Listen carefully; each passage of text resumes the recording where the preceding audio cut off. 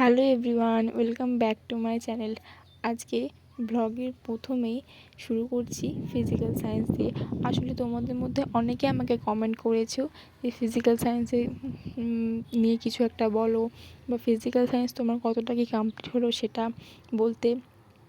তো চলো আজকে ফিজিক্যাল সায়েন্স নিয়ে তোমাদের সাথে শেয়ার করি। প্রথমেই ফিজিক্যাল সায়েন্সে আমি তোমাদেরকে আগেই বলেছিলাম যে আগে যে ভিডিওটা আমি লাস্ট যে ব্লগটা আমি তোমাদের সাথে শেয়ার করেছিলাম সেখানে দেখিয়েছিলাম যে আমার ক্লাস 10-এর ফিজিক্যাল সায়েন্সটা কমপ্লিট হয়ে গেছে পুরো বইটা। আর ক্লাস 9-এর আমি সেই দিন পরিমাপ চ্যাপ্টারটা কমপ্লিট করেছিলাম। আর তারপরে মাঝে আমি দুদিন কোনো ভ্লগ শ্যুট করিনি। তো সেই দুদিনে আমি বল ও গতি চ্যাপ্টারটা কমপ্লিট করেছি এবং বেশ কিছু বল ও গতির ওপরে ক্লাসও আমি কমপ্লিট করেছি। আর আজকে আমি পদার্থের ধর্ম যে চ্যাপ্টারটা আছে 3 নাম্বার যে চ্যাপ্টারটা, তো পদার্থের গঠন ও ধর্ম, তো সেটা আমি কিছুটা আমার কমপ্লিট হয়েছিল, তো বাকি পোর্শনটা আমি আজকে কমপ্লিট করেছি। এটাই হচ্ছে ফিজিক্যাল সায়েন্সের আপডেট। ফিজিক্যাল আর লাইফ সায়েন্স তোমার কমপ্লিট হয়ে গেছে, তোমাদেরকে আগে আমি সেটা শেয়ার করেছি। যারা দেখতে চাও, যারা এখনও ভিডিওগুলো দেখোনি যে আমি কিভাবে কমপ্লিট করেছি লাইফ সায়েন্সের পুরো 2টো টেক্সট বুক, তো তোমরা আমার আগের ভিডিওগুলো চ্যানেলে গিয়ে অবশ্যই দেখে নাও। তোমরা বুঝতে পারবে আমি কিভাবে কমপ্লিট করেছি এবং তোমরা খুব অল্প সময়ে সেগুলো কমপ্লিট করে নিতে পারবে। আর এখন যেহেতু ফুল দমে ক্লাস শুরু হয়নি, তাই তোমরা ইজিলি সেগুলোকে কমপ্লিট করে নিতে পারবে। কিন্তু পরবর্তী ক্ষেত্রে যখন আরও অনেক ক্লাস স্টার্ট হয়ে যাবে তখন কিন্তু বেশ প্রবলেম হবে। তাই তোমরা কিন্তু আমার চ্যানেলের ভিডিওগুলো দেখে কমপ্লিট করে নিতে পারো। তো চলো তোমাদেরকে আমি কিছু কোয়েশ্চেনের অ্যান্সার দিই, যেগুলো তোমরা আমাকে অনেক অনেক অনেক করেছো। প্রায় ভিডিওতেই তোমরা এই কোয়েশ্চেনগুলো আমাকে করো। আমি কোয়েশ্চেনগুলো আলাদা করে বলছি না, আমি একেবারে আমার সম্বন্ধে বেশ কিছু জিনিস তোমাদেরকে বলে দিচ্ছি। তোমরা সেখান থেকেই তোমাদের সমস্ত কোয়েশ্চেনের অ্যান্সার পেয়ে যাবে। প্রথম কথায় বলি, তোমরা আমার নাম অনেকেই জানো, আমার নাম সুতপা দাস। আমার এখন বয়স 21 বছর। তোমরা অনেকেই জিজ্ঞাসা করো যে তোমাকে বুনু বলবো নাকি দিদি বলবো, বুঝতে পারি না। তো তোমরা এবারে দেখো তোমাদের বয়স অনুযায়ী যে আমি তোমাদের দিদি না বুনু হই। তো এই তারপরে তোমরা জিজ্ঞেস করেছো যে এটা আমার কত নম্বর অ্যাটেম্প্ট। তো এই যে 2026-এ যে এক্সামটা হলো সেটা আমার সেকেন্ড অ্যাটেম্প্ট ছিল। আর এটা যেটা আমি নেক্সট টাইম দেবো 2027-এ, সেটা আমার থার্ড অ্যাটেম্প্ট হবে।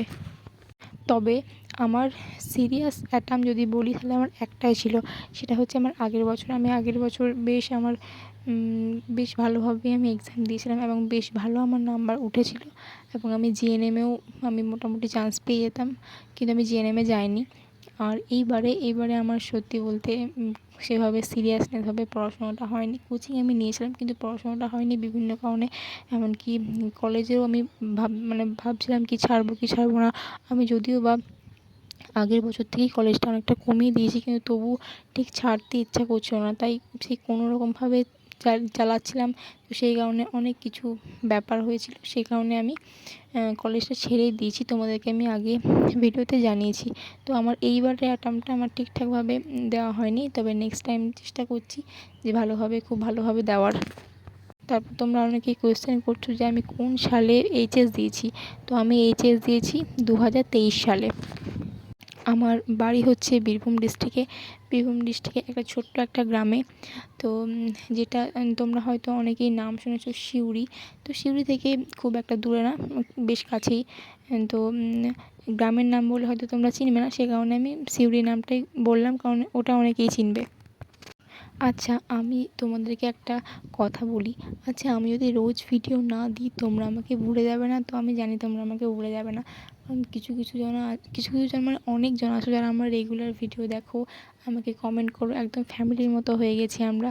তাই তোমরা নিশ্চয়ই আমাকে ভুলে যাবে না। আমি তো অবশ্যই চেষ্টা করবো রোজ ভিডিও দেওয়ার, তোমরা যা কমেন্ট করছো সেগুলো রোজ রিপ্লাই দেওয়ার। কিন্তু তোমরা তো প্রিপারেশন করছো, তোমরা জানো যে কতটা প্রেশার থাকে। তো হয়তো কখনো ব্লগ শ্যুট করা হয়ে উঠবে না। তো সেই ক্ষেত্রে বলছি, আমি তো চেষ্টা অবশ্যই করব, টাইম বের করার অবশ্যই চেষ্টা করব। কিন্তু যদি কোনো কারণে না হয় তাহলে তোমরা প্লিজ আমাকে ভুলে যেও না। আর একটা কথা, তোমরা আমাকে অনেকেই জিজ্ঞাসা করছো যে আমি যে সিডিএ থেকে পঞ্চায়েতের ব্যাচটা নিয়েছি, তো সেটা রিভিউ দেওয়ার জন্য। তো আমি অবশ্যই রিভিউ দেবো, কিন্তু আমি নেওয়া হয়েছে প্রায় 4-5 দিন হলো। তো আমি আগে 10-15 দিন কি 1 মাস না হলেও 10-15 দিন আমি আগে ক্লাস করব, তারপর রিভিউ দেবো। কারণ আমি তোমাদেরকে চাই না যে ভুলভাল কোনো রিভিউ দিতে। আমি তোমাদেরকে আমি নিজে পড়াশুনো করে তারপর দেখব, তারপর আমি তোমাদেরকে রিভিউ দেব। আমি কোনো ভুলভাল রিভিউ দিতে তোমাদেরকে চাই না। আচ্ছা, এই কোয়েশ্চেনগুলোই তোমরা করেছিলে। আর যদি তোমাদের মধ্যে মনের মধ্যে কোনো কোয়েশ্চেন থাকে আমাকে অবশ্যই জানিও, আমি অবশ্যই রিপ্লাই দেবো। তারপর দেখো তোমাদেরকে আমি দেখাচ্ছিলাম যে আমাদের দরজাগুলো ওইগুলো না আমাদের সমস্ত কিছু কাজ চলছে, তো সেই কারণে এই ঘরটাতে আমরা আসতে পারছি না। তো এই কাজগুলো হয়ে গেলে আমাদের ভেতরটা পুরো কমপ্লিট হয়ে যাবে, এবং ভেতরটা কমপ্লিট হয়ে গেলেই আমাদের বিশেষ কিছু কারণের জন্য আমাদের পুজোটা আগেই করিয়ে নেওয়া হবে। তো সেটাই তোমার সাথে শেয়ার করছিলাম যে কতটা কাজ হয়েছে। তারপর ব্রেকফাস্ট করেছিলাম, ব্রেকফাস্টে ছিল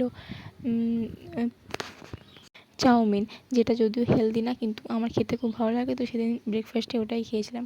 তারপর তোমাদের আর কোনো ভ্লগ শ্যুট করা হয়নি। বিকালে তারপর একদম ঘুম থেকে উঠেই আগের ক্লিপসটা নেওয়া হয়েছিল, আমি আইসক্রিম খেয়েছিলাম।